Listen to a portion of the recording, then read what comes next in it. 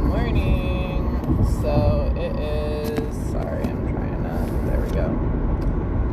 It's like 2:45 in the morning. Are you ready for my weirdness? Like, are you ready for my weirdness? I mean, I get the best aha moments and realizations while I'm driving, right? Sorry, I yawned.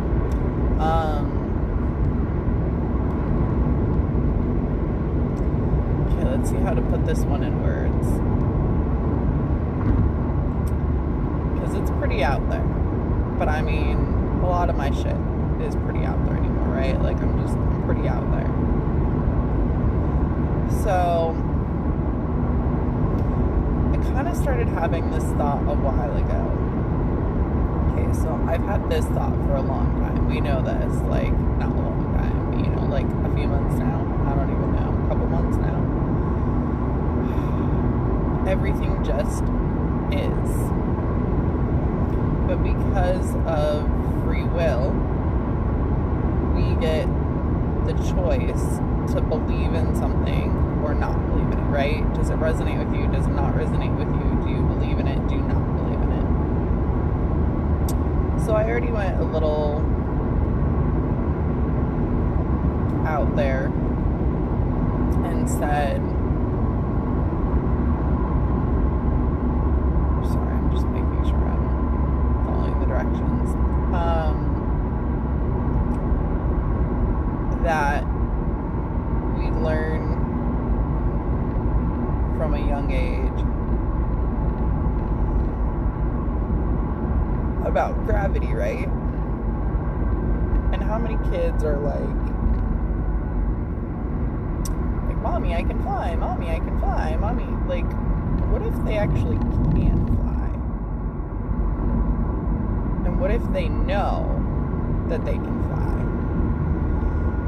With their little cape, you know, whatever, as they jump off the roof of the building, and they're like, no, I can fly. And it's just a matter of them believing in it enough to make it happen, right?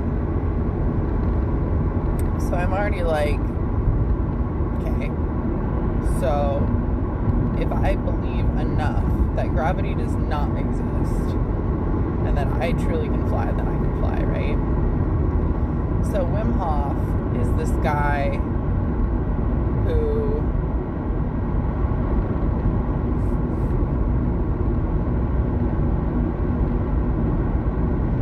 is this huge, I don't know, guy in this movement with the cold plunge and the cold and letting go. Basically letting go of your judgment that cold is bad, that cold creates vasoconstriction, that it creates frostbite, that it, right? Like, letting go of all those notions, all those beliefs, and saying, like, he's hiked Mount Kilimanjaro, is it? Like, in shorts. And then he trains other people how to do this. And he does hikes, like, stuff like that, right? Then I'm reading this okay, so I had this thought with him. So he believes this about cold, that he can be in freezing cold temperatures and be just fine. So I started having this thought at the Wim Hof, at the Wim Hof day at the retreat that I went to, which was Sunday of the retreat that I went to. What if it was the same thing but with heat? We're, again, told at a young age, like, oh, be careful, it's hot, be careful, it's hot, be careful, it's hot, oh, don't touch that, it's hot, oh, don't touch that, that'll burn you.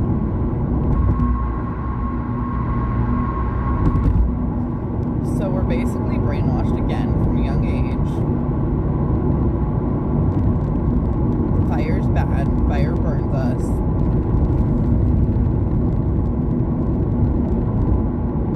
And then this is just kind of going along with everything.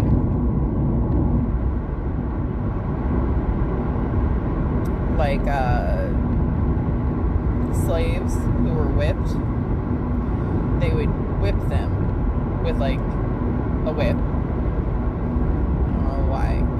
Anyways, you know what I'm saying. And then that would cause pain, right? And it would cause a welt, and it would cause like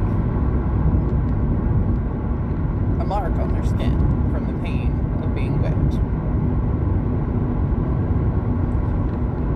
Well, then, instead of whipping them, they started using ice. And it basically created the exact same somatic response as being whipped. Because they couldn't see what was happening.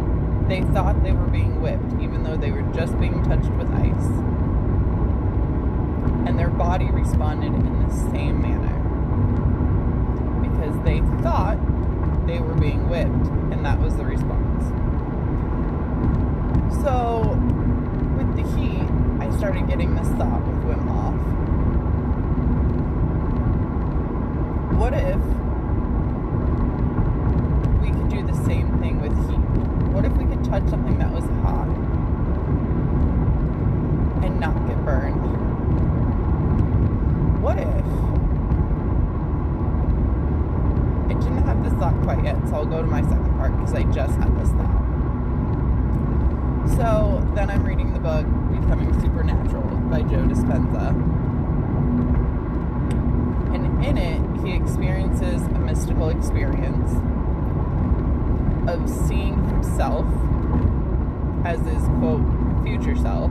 But in reality, like we've kind of talked about, time doesn't exist.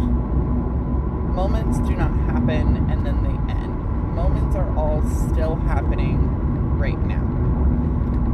And with every moment, there's like infinite possibilities, infinite, right? Like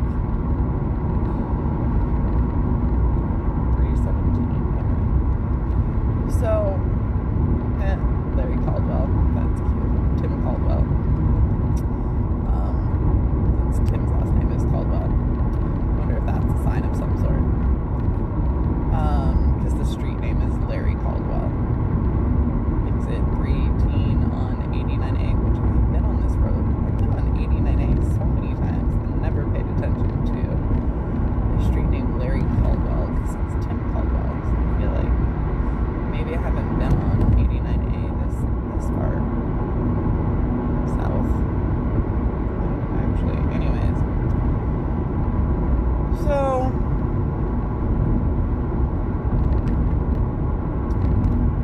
Joe Dispenza experiences some mystical moments, some mystical experiences, and it's in his book.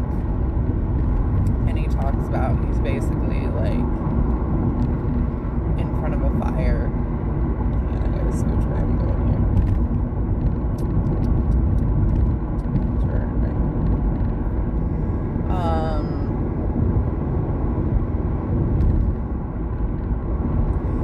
He basically goes into like a meditative state, trance, I don't know, whatever you want to call it, while he's like sitting in front of his fire in the living room. And he just kind of like what happened to me, like on the bed. Like I was somewhere else. Like I was not present. Like I was legit. I was with myself on the beach with those 3 children. I was there with them, seeing them. I was there with them, seeing myself. So like talk about infinite me, because I'm there, and I'm there watching myself. Which ADD moment, that's another thing. I don't know if you remember this. I gotta go back and find this video. Do you remember the day that it was a really, really like quote bad day of pain? It was one of those days where my arm was literally just like crying. Lack of a who knows what the fuck was going on. I wonder if one day I'll understand. I don't know, does it even matter? Anyways.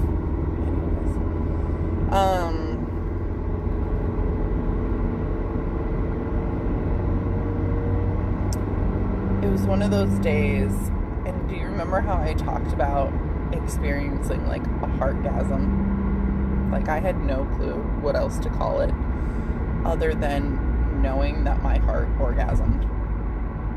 And it was like the quote first time that I'd ever felt something like that I remember ever feeling something like that. And I was like, have you ever experienced that? And you're like, no.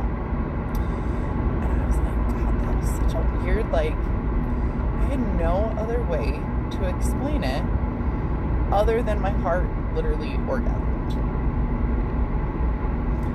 So Joe Dispenza talks about seeing himself. There's a few different thoughts here. Let's see how to describe each one of these. Let's do the heartgasm first and then get back to my original thought. So he has this mystical experience where he's sitting on the couch and he kind of goes back to like his childhood self, and he sees his childhood self, and he's basically experiencing delirium from a fever. And he said he used to love high fevers as a kid because he would just go off in this like state and have the most wildest dreams of being like awake, not allowing himself to go fully asleep so that he'd be awake and remember what was going on. So he talks about like loving high fevers.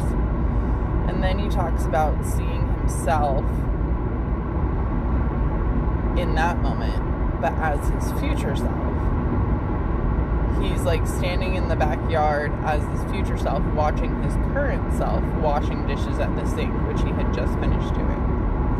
And he even said when he was washing dishes at the sink, he kind of like stopped and peered out the window, and even like got super close and like peered out the window at himself. Like he got the sense that he was being watched, right? Or something was there, right? So his higher self is like looking at himself, and he talks about just experiencing this pure joy, this pure like unconditional love for watching this man at the sink washing dishes, and just loving him for the struggles that he's going through, right?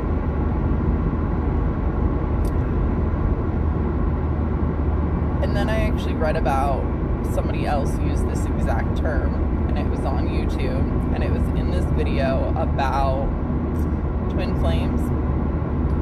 And for some reason, I was reading through some of the comments, and one of the comments, of course, caught my attention, and somebody used the exact terminology, heartgasm. And I was like, oh my God, thank you. Like, holy crap. Like, somebody else has experienced it, right?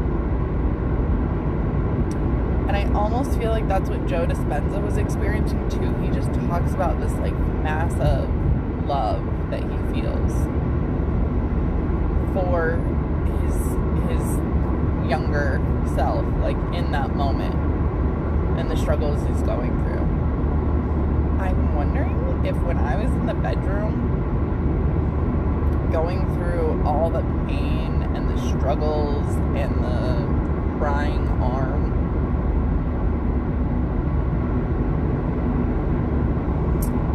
if I was also there as my higher self, my future self, just absolutely in awe, loving myself, my crying arm self for what I was going through and the struggles I was going through. Because it was like definitely no other way to describe it. And that's still the only time that I've felt it so far in my life that I can recall, is literally experiencing like a heartgasm. Like I orgasmed, but it was my heart that orgasmed. Like it was, yeah. So back to Joe Dispenza. He then sees like this watch, like a what's it called? Stopwatch, but a timepiece. Like a pocket watch kind of a thing, I think is what he sees, right? So he said he sees it, and he sees the stopwatch, and he sees the hands on the stopwatch go backwards. And that's when he sees his younger self experiencing a fever, like experiencing delirium because of a high fever. And I just love the way he said how much he loved that. He loved high fevers because he loved basically that delirium state. So then he said he sees the stopwatch, and he sees it fast forward in time. And he sees himself outside. It's freezing cold out. And he's walking around without shoes on. And he said he just sees himself and can see how much this man has learned and grown. I don't know what else he says, and he can see himself walking around the backyard, the freezing cold backyard, without shoes on, just enjoying every moment without passing judgment on the cold.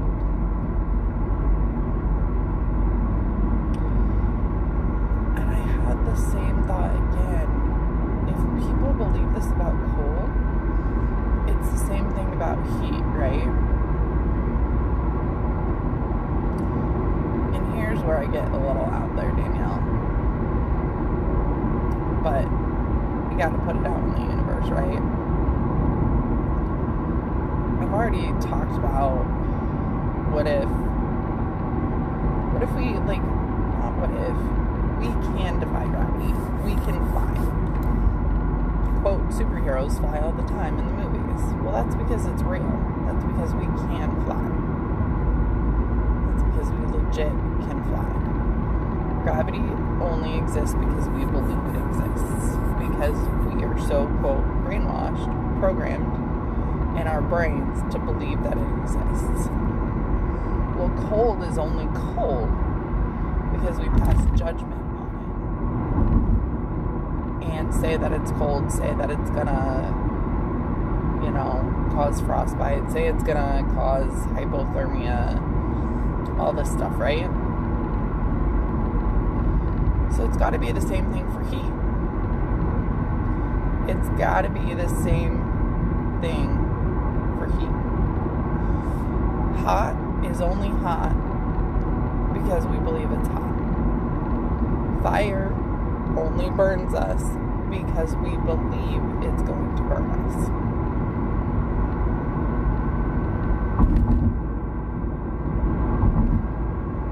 But if I can get rid of that programming and change my thoughts and believe that I am completely and totally safe in fire, I could be Khaleesi and be completely unscathed by fire. Danielle,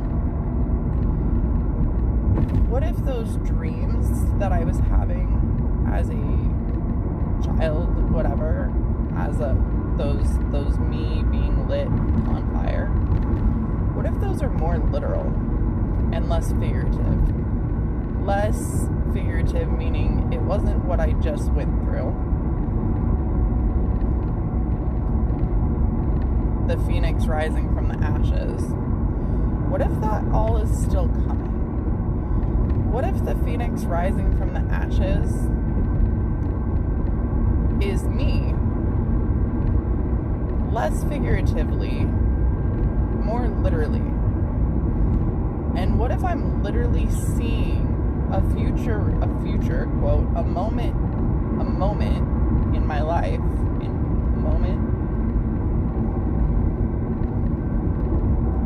where I prove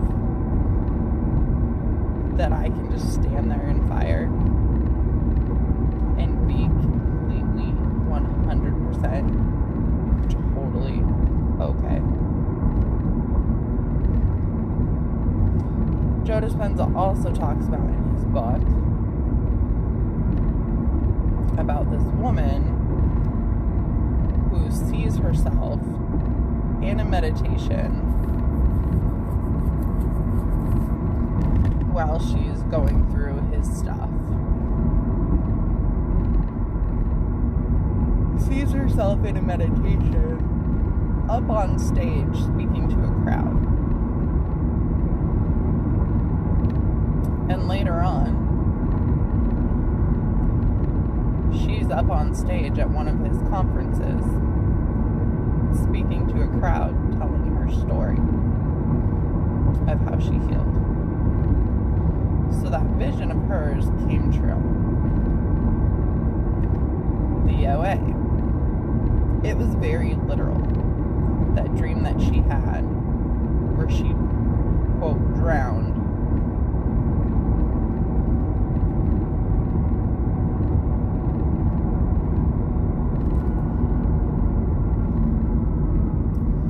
And then comes back to life. Like, she sees all of it. In all of those dreams, I see myself. I'm not there. It's not first person. It's third person. In all of those dreams. And for some reason, I'm in a garage. What's the symbology of a garage? I gotta ask my therapist that one. Because she knew about the symbology of the library where I meet Brian. Meaning knowledge. Like, just an instantaneous knowing that that is my person. That's my partner. That's my soulmate. So I wonder if there's symbology with a garage. I'm going to ask her that. And I'm going to tell her this too. Because I thought that it was more figurative about what I'm going, what I went through.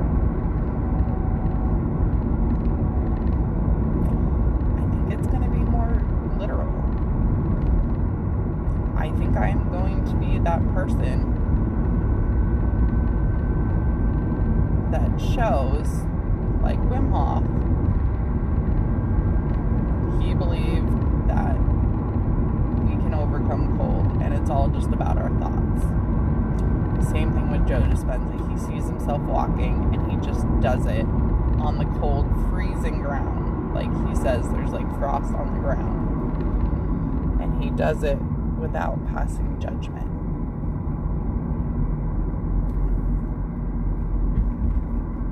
What if I'm the person to basically be the real life Khaleesi? And I'm the first person to show.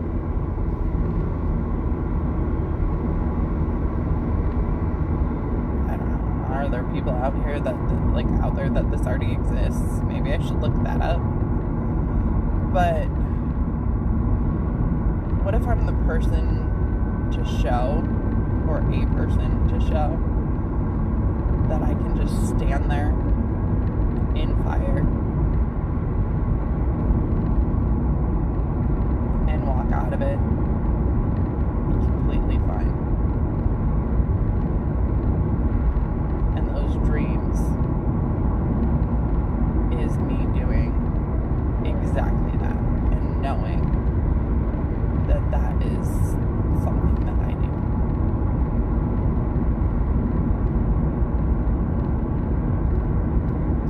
So I just dropped that bomb.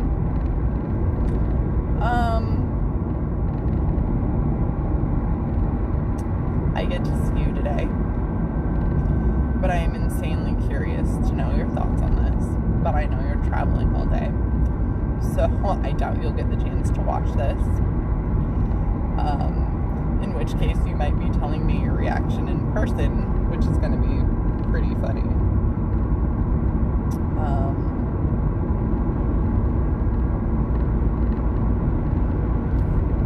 To hear what you have to say about this thought in person. And I know you're just going to be like, yeah, totally. Of course you can do that. Of course you can stand in fire. of course you're completely fine. Of course you're just like the phoenix rising from the ashes and showing that you can be, like, quote, burned alive, but be just fine and not be, like, physically burned. Like, people are only physically burned because they have the thought that they're going to be burned. Like, experience physical injury.